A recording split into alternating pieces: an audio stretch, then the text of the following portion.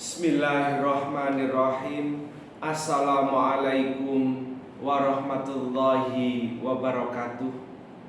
Salam sejahtera untuk kita semua.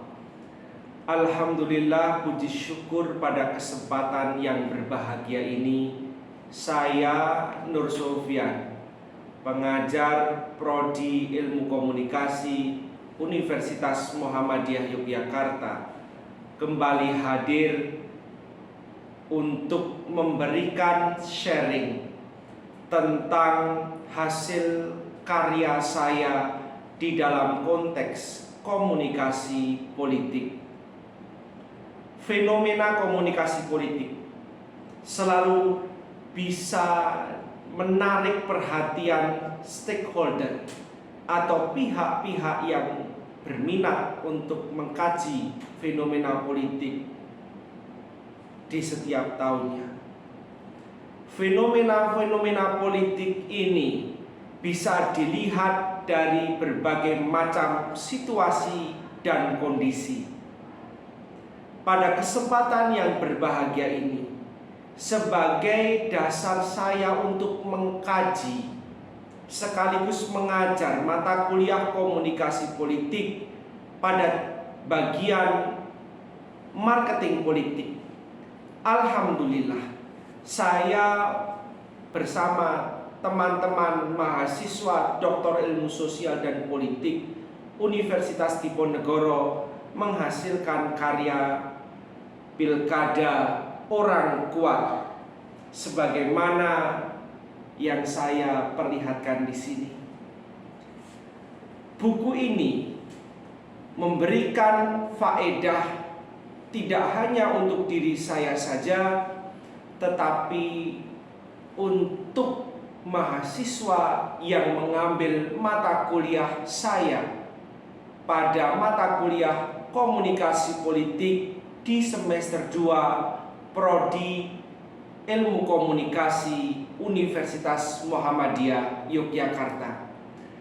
Pada satu bagian saya mencoba menggali mengenai marketing politik atau pemasaran politik dalam konteks kajian komunikasi politik. Fenomena pilkada menjadi suatu contoh konkret yang kemudian menginspirasi bagi saya untuk meneliti mengenai pilkada yang terjadi di Kabupaten Klaten pada tahun 2020 yang lalu, di mana penelitian ini menjadi bagian penting dari roadmap, salah satu roadmap penelitian saya selama 5 tahun terakhir ini. Penelitian ini menghasilkan suatu karya bagaimana peran ketokohan perempuan dalam pilkada ini tidak dapat dipandang sebelah mata. Kehadiran perempuan dalam kancah demokrasi politik itu bisa menjadi kalkulasi penting, tidak hanya untuk partai politik, tapi dalam konteks kompetisi memperebutkan kursi kepala daerah. Kajian ini juga sinkron dengan apa yang saya ajarkan pada semester 2 pada mata kuliah saya terkait marketing politik, upaya untuk memasarkan kandidat dalam konteks pilkada Kabupaten Klaten.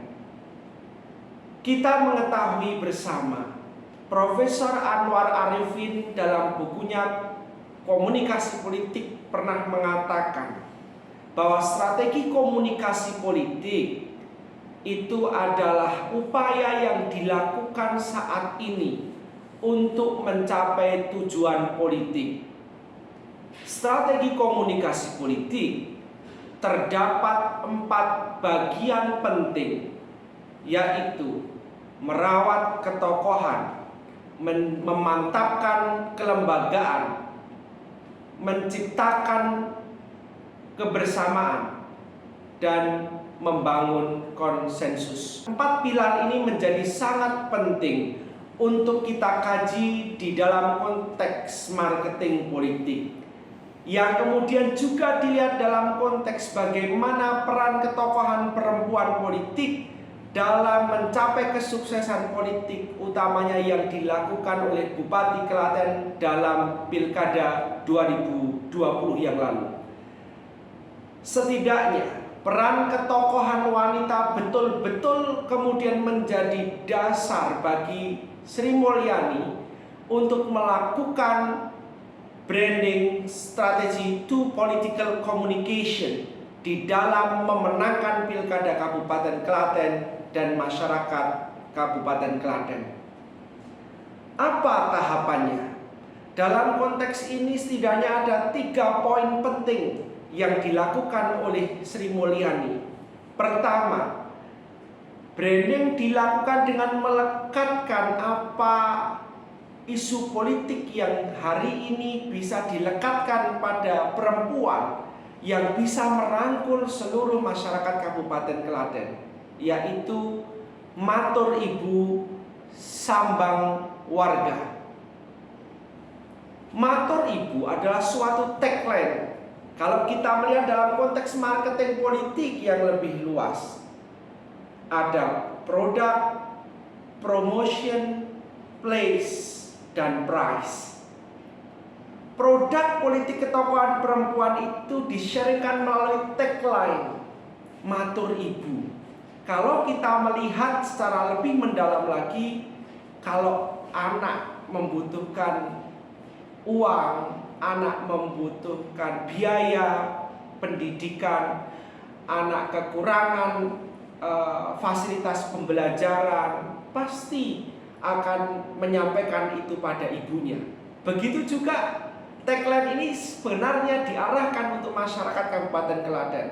Kalau terjadi persoalan, maturlah pada ibunya. Dalam konteks ini yang diinginkan adalah Sri Mulyani sebagai kandidat bupati di tahun 2020. Matur ibu ini adalah suatu kunci utama produk politik yang disampaikan dalam konteks tagline politik, guna mewujudkan peranan kebersamaan masyarakat, memantapkan kelembagaan dan menciptakan kebersamaan masyarakat yang kuat, sehingga membangun konsensus itu terjadi. Dalam konteks ini, saya melihat dalam konteks kajian yang saya lakukan, matur ibu diikuti sambang warga, upaya ketokohan politik untuk mendekat pada masyarakat. Sambang warga itu artinya mengunjungi warganya, upaya mendengarkan, upaya melihat, memetakan, sehingga sambang warga dengan matur ibu itu menjadi suatu turunan produk politik perempuan dalam konteks ketokohan politik perempuan dalam mencapai tujuan politik. Inilah yang kemudian dari matur ibu sambang warga lahirlah konteks jaring laba-laba politik. Dari ketokohan ditransformasikan menjadi tagline, ditransformasikan lagi dalam konteks tindakan, kemudian konsolidasi politik dilakukan secara kontinu, secara masif, sehingga step to step, strategical to political communication itu masuk di dalam masyarakat Kabupaten Klaten, yang akhirnya Sri Mulyani sebagai Bupati Klaten terpilih secara aklamasi. Pesan yang ingin disampaikan dalam konteks marketing politik ini, bahwa kehadiran ketokohan perempuan dalam memberikan aroma baru dalam konteks politik, memberikan warna baru dalam konteks politik. Ketokohan perempuan menciptakan kebersamaan dengan apa yang dimiliki oleh perempuan, kasih seorang ibu melalui sambang warga, matur ibu, adalah bentuk dalam upaya untuk menciptakan suatu kelembagaan konsolidasi kuat Gerbong Sri Mulyani dalam membangun konsensus kesamaan kesepakatan bahwa masyarakat Kabupaten Klaten harus memilih Sri Mulyani. Dan pada akhirnya ini betul-betul terjadi di Kabupaten Klaten. Konteks jaring laba-laba terjadi. Pada hakikatnya semua konteks ini akan memiliki dampak, diharapkan memiliki dampak yang besar. Tidak hanya untuk roadmap penelitian saya sebagai dosen yang mengkaji ilmu politik atau komunikasi politik, tapi untuk mahasiswa yang saya ajar, sehingga mereka betul-betul paham dengan kasus-kasus terkini, kasus Pilkada 2020 terbaru dalam 5 tahun terakhir ini akan menjadi cerminan bagaimana aktualisasi marketing politik itu dilakukan oleh aktor politik sebagai suatu cara memenangkan hati rakyat, sehingga mahasiswa betul-betul paham apa yang harus do and don'ts, apa yang harus dan tidak harus dilakukan dalam konteks marketing politik. Inilah hasil karya saya sebagai wujud kecintaan saya terhadap kajian yang saya dalami. Semoga pada kesempatan yang berikutnya saya mampu menghasilkan karya-karya lain yang mampu bermanfaat tidak hanya untuk diri saya, untuk bangsa dan negara saya, tapi juga untuk seluruh stakeholder yang mengikuti pembelajaran yang saya lakukan. Terima kasih. Wassalamualaikum warahmatullahi wabarakatuh.